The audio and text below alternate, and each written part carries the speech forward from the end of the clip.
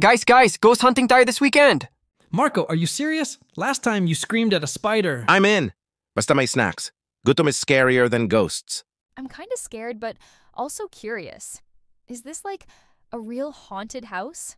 As long as walang commitment after this, game ako. Ayoko nang mag-invest sa multo. Trust me, this place is legit. Sabi nila, may nagpakamatay daw na teacher dito kasi di siya naregaluhan ng students niya nung Teacher's Day. So, dahil lang dun nagmulto na? Ang babaw naman ng reason. Parang ex ko lang. Guys, focus! So anong plano? Sino magdadala ng ghost hunting kit? Ghost hunting kit? May ganun ba? Akala ko flashlight lang kailangan. Ako na magdadala.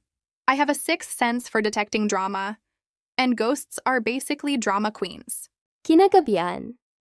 Okay guys, tahimik lang. Baka marinig tayo ng mga spirits. Ay, sorry po mga multo. Di na po kami maingay. Bro, kinakabahan ako, parang gusto ko na lang mag-Netflix and chill. Guys, may nakita akong anino sa bintana. Anino lang yan, Hana. Unless kaya kang iwanan yan sa ere, mas scary pa rin yung ex ko. Aray, sino yun? Multo ka ba o sadyang walang pinag-aralan? Okay spirits, we mean no harm. Gusto lang namin kayong makausap. Magbayad kayo ng tuition fee. Tuition fee? Guys, takbo. Baka singilin tayo. Wait guys, hindi ba dapat tayo yung mangmulto? I knew this was a bad idea. Mas gusto ko pang mag-stalk sa social media kaysa dito. Guys, help! I think I saw a white lady! Marco, mas nakakatakot pa rin yung grades ko kaysa sa white lady.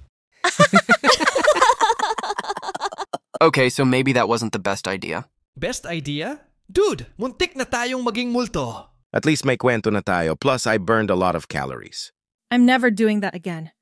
Unless, may kasama tayong psychic next time. Next time, movie marathon na lang tayo. Mas nakakatakot pa rin yung love life ko kaysa sa mga multo.